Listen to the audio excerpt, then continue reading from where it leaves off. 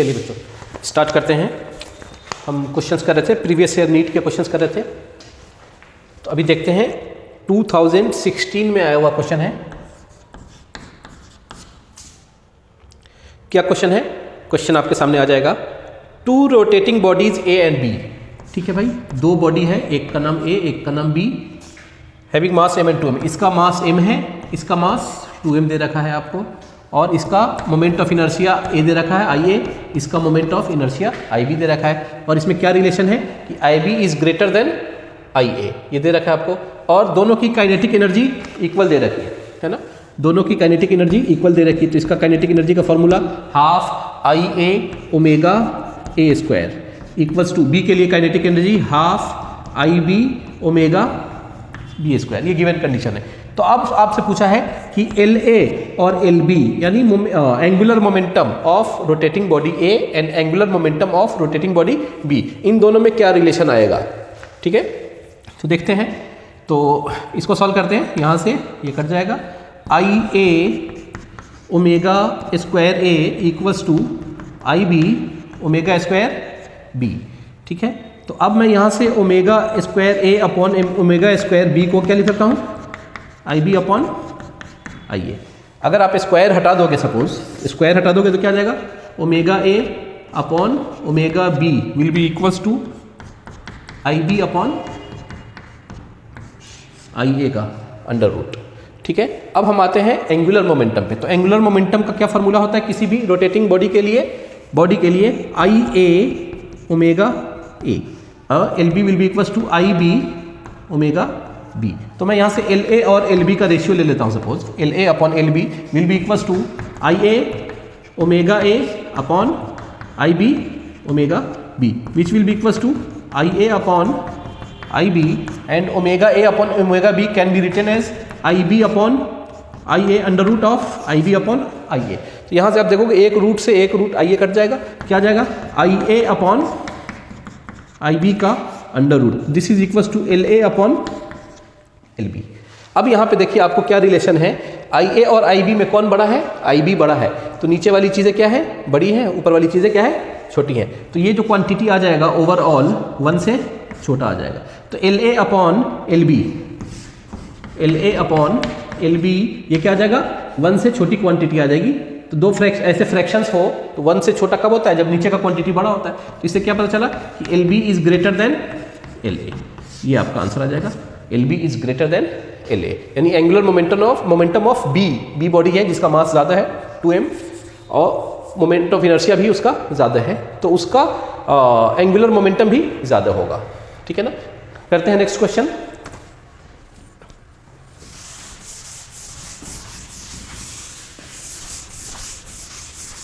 Next question क्या है आपका, और solid sphere of mass m and radius r is rotating about its diameter. एक सॉलिड स्फीयर है, ठीक है ना भाई, अपने इसका मास m है और रेडियस r है, अपने सेंटर के एक्सिस के अबाउट क्या कर रही है, रोटेट कर रहा है। A solid cylinder of same mass, एक सॉलिड सिलेंडर भी है, एक सॉलिड सिलेंडर है, इसका भी mass same mass and same radius is also rotating about it's geometrical axis. ये भी क्या हो रहा है, अपने ज्योमेट्रिकल जो परपेंडिकुलर एक्सिस के थ्रू क्या कर रहा है, रोटेट कर रहा है। Angular with an angular speed twice of that of sphere. इसका एंगुलर स्पीड जो दे रखा है क्वेश्चन में ओमेगा, और इसका एंगुलर स्पीड दे रखा है 2 ओमेगा। ठीक है ना, मैं यहाँ पे लिख दे रहा हूँ, इसका एंगुलर वेलोसिटी ओमेगा और इसकी एंगुलर वेलोसिटी 2 ओमेगा। ठीक है, the ratio of their kinetic energy. ठीक है ना, रोटेशनल काइनेटिक एनर्जी, तो यानी काइनेटिक एनर्जी ऑफ स्फीयर मैं इसे रिप्रेजेंट कर रहा हूँ, एनर्जी ऑफ यानी काइनेटिक एनर्जी ऑफ स्फीयर और काइनेटिक एनर्जी ऑफ सिलेंडर का रेशियो निकालना है आपको। ठीक है ना, देख लेते हैं। रोटेटिंग बॉडी है, इस वाले बॉडी का रोटेटिंग स्फीयर का काइनेटिक एनर्जी का फॉर्मूला क्या होता है, हाफ I ओमेगा स्क्वायर। तो यहाँ पे 1/2 moment of inertia of sphere क्या आता है, 2/5 mr स्क्वायर। इसका काइनेटिक एनर्जी आ जाएगा half I omega square, which will be equals to 1/2 moment of inertia of solid cylinder will be equals to mr square by 2। ठीक है, into omega, इसका omega है 2 ओमेगा, 2 टाइम्स है, अब आप यहाँ देखिए 2 2 और ये वाला 2 कट जाएगा, यहाँ पे क्या हो जाएगा, ये 2 कट जाएगा, it will B mr² upon 5 और यहाँ से आ जाएगा mr²। ये दोनों का काइनेटिक एनर्जी आ गया। स्फीयर का 1/5 mr² और इसका 1/5, यानी ये वाला 5 गुना है, ये वाला 1 टाइम्स है। तो रेशियो अगर लेंगे तो क्या आ जाएगा 1:5, यानी स्फीयर का 1 और सिलेंडर का 5। ठीक है ना, ये भी आपका क्वेश्चन आ चुका है, नीट 2016 का क्वेश्चन है ये, नीट 2016 का क्वेश्चन है। नेक्स्ट क्वेश्चन देखते हैं।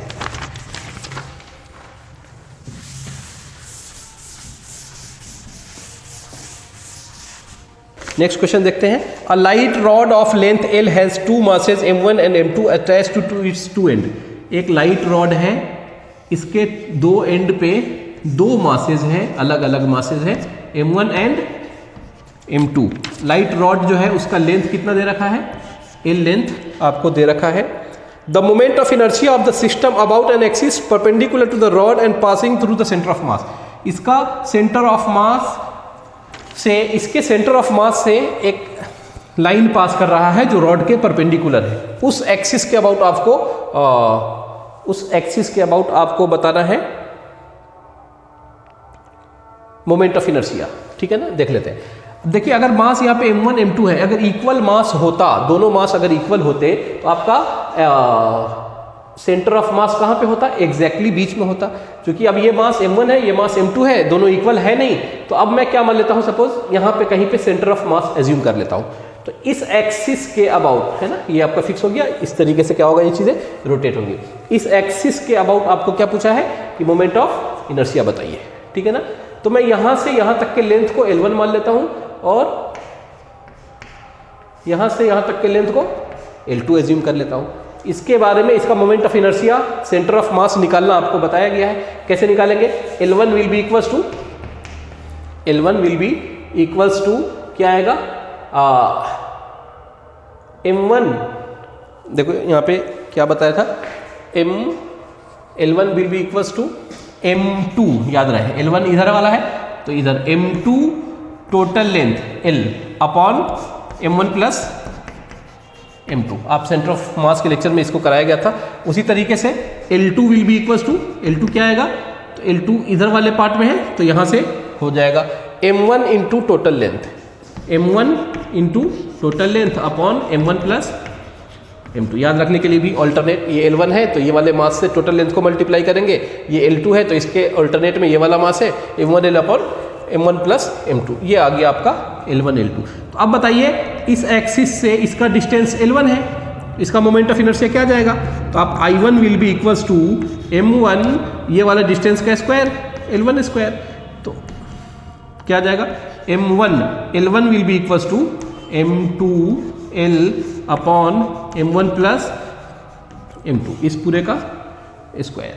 ठीक है ना, उसी तरीके से I2 क्या आ जाएगा, m2 ये वाला मास और एक्सिस से डिस्टेंस L2 इसका स्क्वायर, तो it will be m2 into L2 will be equals to, L2 क्या निकाला मैंने, m1 L upon m1 plus m2, इस पूरे का स्क्वायर। ठीक है ना, तो देखते हैं I1 I2 में क्या रिलेशन है। क्वेश्चन क्या पूछ रहा है आपसे कि find the moment of inertia of the system, पूरे सिस्टम का।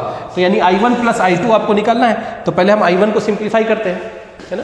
आपको सिस्टम का मोमेंट ऑफ इनर्शिया बताना, तो I will be equals to I1 plus I2। तो I1 क्या आएगा आपका, देखिए यहाँ पे ध्यान से, m1 and it will be m2L square, m2 square L square upon m1 plus m2 का square. Similarly I2 will be equals to, देखिए ध्यान से, m2 यहाँ पे आ जाएगा m1 L का whole square, it will be m1 square L1 square upon m1 plus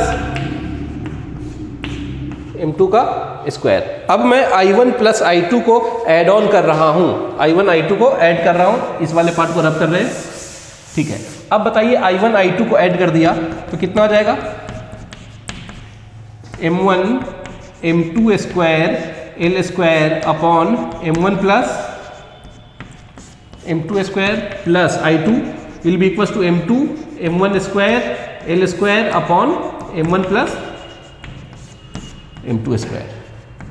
ठीक है, तो यहाँ से आ जाएगा, देखिए आप बेस सेम है दोनों में, तो इसको कैसे लिखेंगे, m1 plus m2 square as it is add हो जाएगा। तो यहाँ से देखिए आप m1 m2 और l स्क्वायर कॉमन आ रहा है, मैं कॉमन ले रहा हूँ, m1 m2 l square common ले रहा हूँ। तो यहाँ पे क्या बचेगा, m2 बचेगा एक सिंगल, और यहाँ पे क्या बचेगा, m1 बचेगा, ठीक है ना।